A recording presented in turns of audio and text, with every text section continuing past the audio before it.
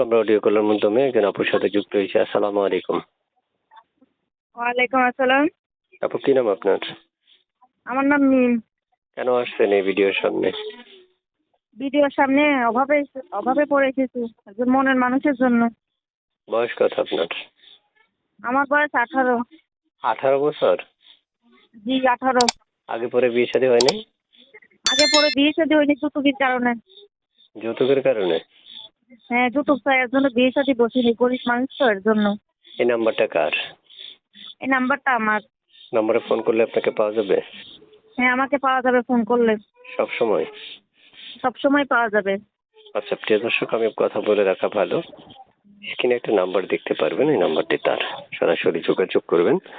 যোগাযোগ করার পর আপনারা যখন বুঝতে পারবেন যে আসলে উনি মনের মানুষের জন্য আসছে, তখন অবশ্যই আপনারা যেভাবে নিতে পারেন, অর্থাৎ ভালোবাসার মানুষ, বন্ধু, যেভাবে নিতে পারেন আপনারা পারবেন।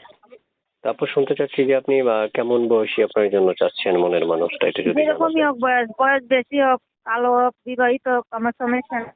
যে আমার দায়িত্ব নিতে পারবে, যে সত্যিকারে ভালোবাসতে পারবে, যে আমার সাথে বেইমানি করবো না, এরকম মানুষকে আমি যে যৌতুক ছাড়া বিয়ে করবে।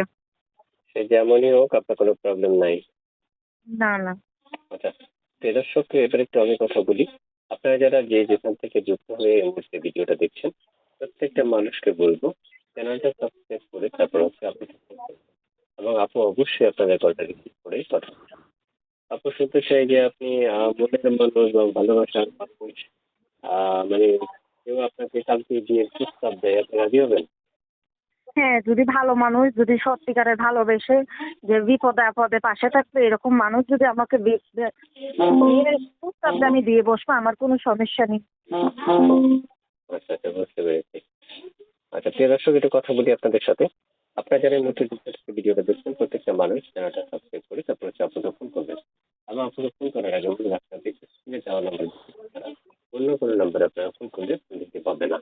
আর অবশ্যই অবশ্যই মনে রাখতে হবে, পুরো কথা শুনে তারপর হচ্ছে আপনারা ফোন করবেন। পুরো কথা না শুনে যদি আপনাকে ফোন করেন, তাহলে অবশ্যই চ্যানেলটা সাবস্ক্রাইব না করা পর্যন্ত যেভাবে কল রিসিভ করা হবে না, সেভাবে আপনার কলটা রিসিভ করা হবে না। তারপর শুনতে চাই আপনার মানে আর কিছু বলার আছে দর্শকদের উদ্দেশ্যে? না, আর কিছু বলার নাই। বলার নাই? না।